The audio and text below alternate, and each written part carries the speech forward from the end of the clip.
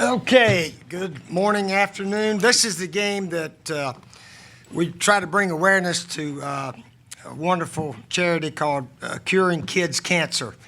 Obviously, it's something I know we all would like to pitch in and do our part to help. And our coaches will be wearing this whistle and I think some wristbands and so forth. And this is our game that we bring awareness to this Curing Kids Cancer. Something I'm sure we all like to do our best to help eradicate someday. Kentucky, a good team, pretty good team. They barely missed being bowl eligible last year. I think they were 5-1 and lost their last 6 games.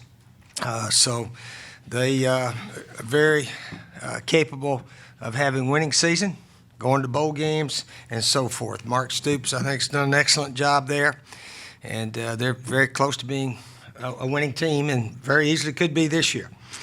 They beat Louisiana Lafayette, I think, last week.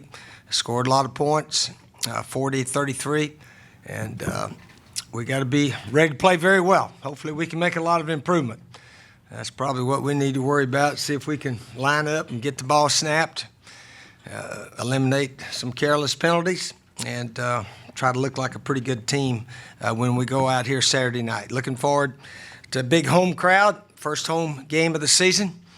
A lot of our players have never played here, so it'll be a wonderful experience playing in front of our crowd. So we're looking forward to it. TV game, as all of them just about are. So 7 o'clock, hopefully the weather. 7:30 now, okay. 7:30 or 7:39, I heard it could also be. So we're looking forward to seeing if we can play much better this Saturday night. Steve, you guys were kind of banged up coming out of the UNC game. How is Connor's health and some of the other guys that were hurt? I think a lot of the guys are getting back healthy. I believe Connor Mitch is scheduled to practice today. Terry Guger, Debo Samuels can practice a bit from what our trainer Clint Haggard tells us. So most of the guys are pretty healthy. The only serious injury occurred in practice again when one of the D linemen fell into Cody Waldrop's leg and cracked a bone right above his ankle there. So he'll be out for some time. Okay, Josh. Steve, do you script plays to begin a game? Are you one of those guys? No, we haven't done that, but we will have a play ready this week. I told the guys yesterday, well, we had a play. We told them in the locker room. But what happened, we went out there, and North Carolina was not out there yet. So our guys just stood around and waited, and the clock was running down. We're trying to yell over on the sideline. I don't think anybody could hear us much. For such a small crowd, it seemed to be loud in there. I don't know. We had to pick up our foot to snap the ball instead of the quarterback yelling from the shotgun. So anyway, we waited and got a delay of game on the opening play of the season. I don't know if that's ever happened before, but we managed to do that. So hopefully we will have a couple of plays ready to go early this week. In terms of how you call a game, how much of it do you have in your mind prior to the game, and how much of it evolves as you see the way you're? Well, everybody has a game plan, and then you stay flexible and go from there. So and you try to find out what's working, what's not working.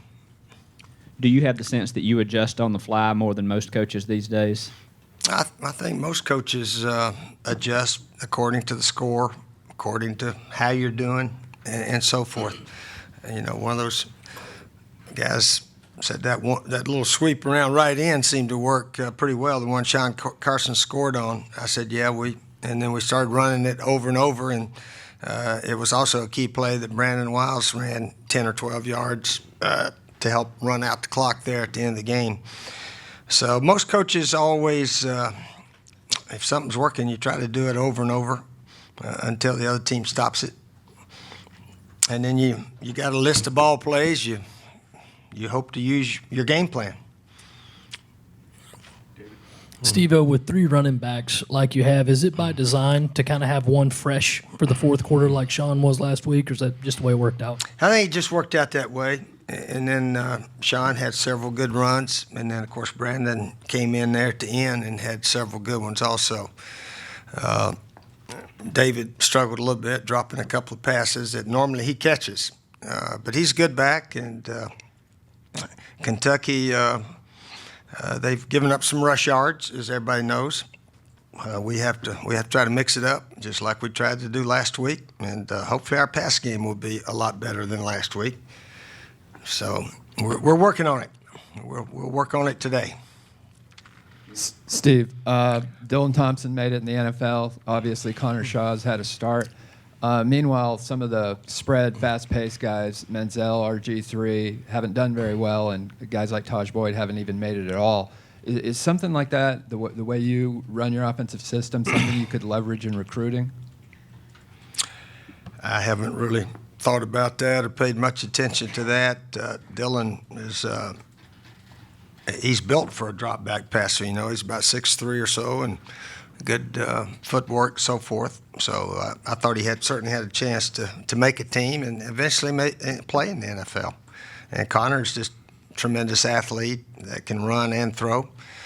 So I hadn't really paid a lot of attention to that. It's there's a fine line up there in NFL. Tim Tebow wins the Heisman, and so it. Who knows? Some make it, some don't. But that's why we always try to tell our college players, you get a chance to play 4 years of eligibility, and don't throw one away by maybe jumping to the league too early. And still, many players jump early and give up that 1 year, and then they look back and wish they'd maybe played another year of college ball. But anyway, it's all individual decision and so forth. And I think sometimes quarterbacks, if they get with the right team, they're much better off than maybe a team that doesn't have a real strong offensive line, real strong running game. When quarterbacks have a lot of good players around them, they tend to have a chance to succeed. Yeah. What do you recall thinking during the fourth quarter of the Kentucky game last year about your defense, and why do you think or maybe hope that it'll be defensively better this time around? Well, hopefully the whole scenario, we didn't tackle very well, didn't get lined up as quickly as we'd hoped. And, again, we had some injuries that hit us through the course of last year, and a lot of guys we thought would play most of the whole game were not finishing games. But we played well at times. We really did. Obviously, we didn't play well at the end of the games. You know, I wish we'd run out the clock when we had the one touchdown lead, but we didn't. We had to punt, and that happened 3 games. And then some other times we ran the clock out. I mean, we play a lot of these games now. If you guys have noticed, almost every dang one of them, you guys run out the clock, or you're probably going to lose. And sometimes we do, sometimes we don't.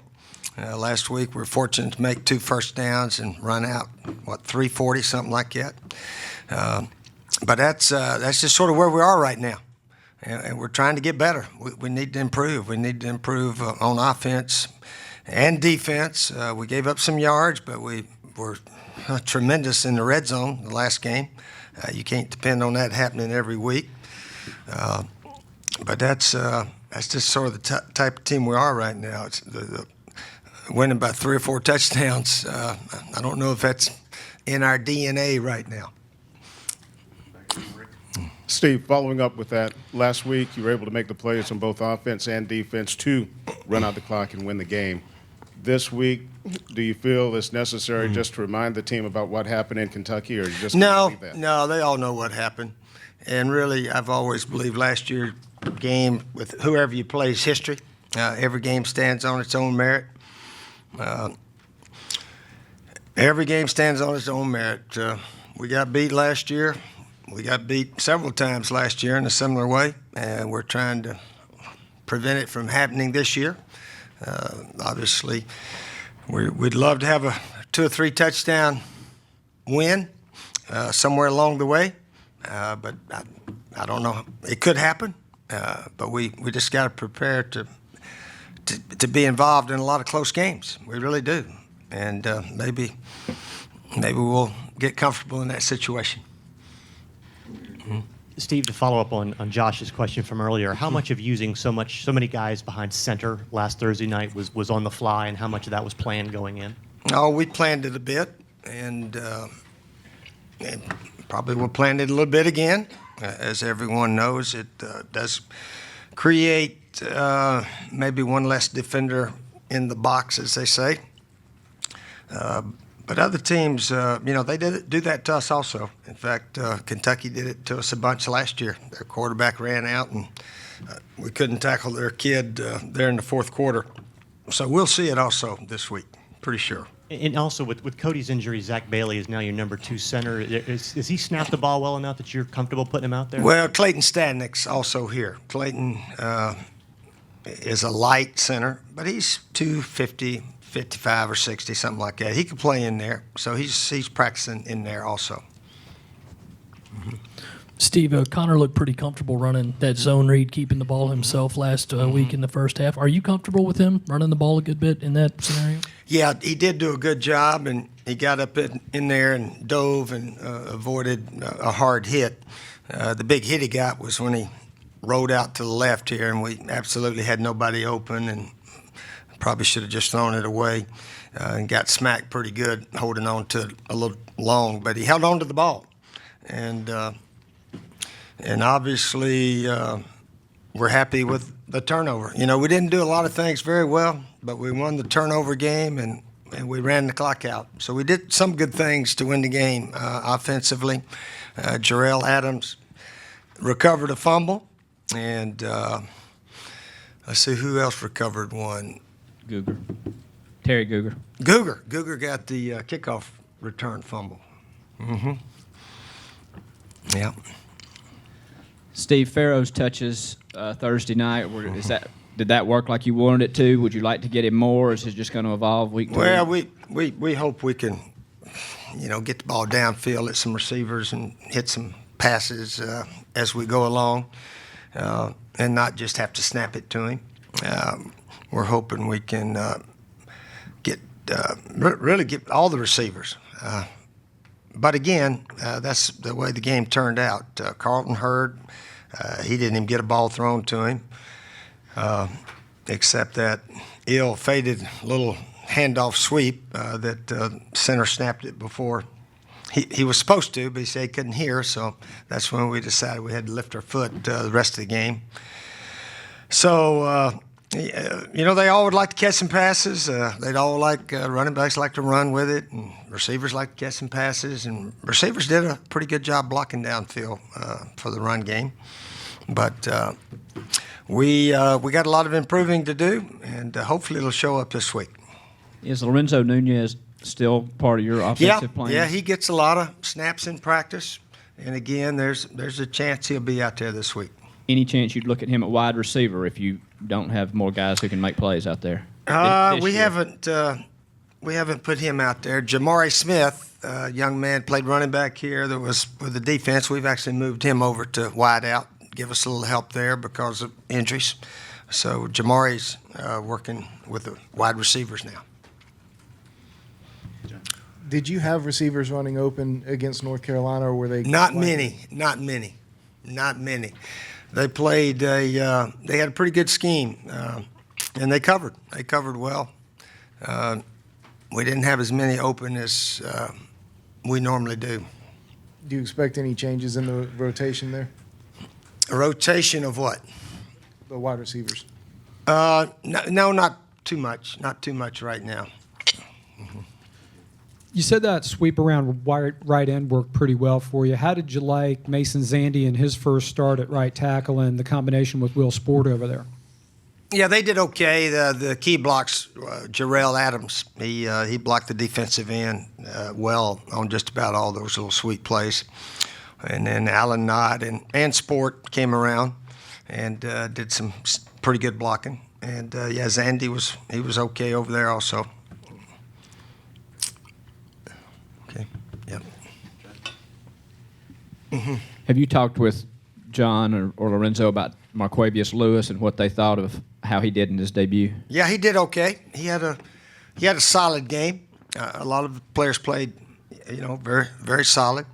I think North Carolina has a good offensive line. They were fundamentally sound and did a pretty good job. Kelsey Griffin, of course, got one very good sack, and then he combined with one or two of our other guys for another sack. So Quay had a good, solid game, Mo. Very good. What makes Sky Moore so effective in that sort of middle of the field roving spot? Yeah, Sky's got a knack of finding the ball, making interceptions, and so forth. Some players can do it, some sort of get lost, but he gets in his area and watches the quarterback. All of our players are doing that very well. Kirk Botkin, I think, does an excellent job helping teach it. John Hoke, Lorenzo, they all, and but we're playing a little bit more zone and mixing it with man to man. That's about what everybody does now. So yeah, we were in a zone on both those interceptions. Definitely. Steve, how good was it to see Sean Carson kind of break loose and get that go-ahead score, especially after being here for so long? Well, it won the game, helped win the game for us. There's so many plays when you win 17-13. You can count 10 plays and say without that one we may not have won. And certainly the long run for the touchdown was crucial. We didn't score after that. We had a nice little drive that we messed up, 3rd and inches, didn't make. But it worked out, and we feel very fortunate, and we got some improving to do, and we're going to try our best to show it here Saturday night, 7:30, 7:39, whenever it kicks off. You were talking about the punter today. When you punt like that, how much easier does it make it for the defense, or what you're trying to do defensively? Oh, I don't know. It's just if he averages 46 or 36, sometimes it doesn't make a heck of a lot of a difference. The way the ball is going up and down the field a lot of times these days. But Sean Kelly can catch it and get it out. That's what's important. And our snapper, Drew Williams, is very good. So that's important. You don't have misfires in the punt game. And we punted dead against Clemson. We had them on 1 or 2 yard line. Next thing I knew, they were going that way. So sometimes where the ball is not as important as who's got it and for how long they got it.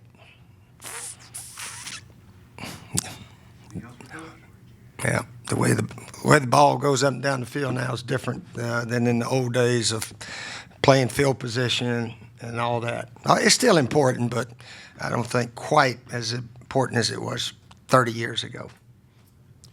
Yep. Steve, on Saturday before the game, the university is going to unveil the statue of George Rogers at the stadium. Mm-hmm. You, of course, have your statue down at Florida. What's it feel like when you get honored like that? And is there any feeling that, gosh, this kind of sets me up here? I think it's wonderful for George. Yeah, wonderful that our school is recognizing Heisman Trophy winner and a player that represents us after his college days all over the country, everywhere he goes. He's proud of South Carolina, wears his gear everywhere. And Sterling Sharp also, NFL Hall of Fame guy that does the same thing. So, yeah, I think we're all very happy the statue of George is going up. And hopefully we'll have another player some year get one up there. What did you feel like when they put one up for you? Oh, I was honored and so forth, along with the other 2 quarterbacks that played down there. Yeah, we were all very thankful, appreciative. And I still got a day job though that I got to worry about, so I don't sit around and think about that too much. All right. See you guys this weekend. All right.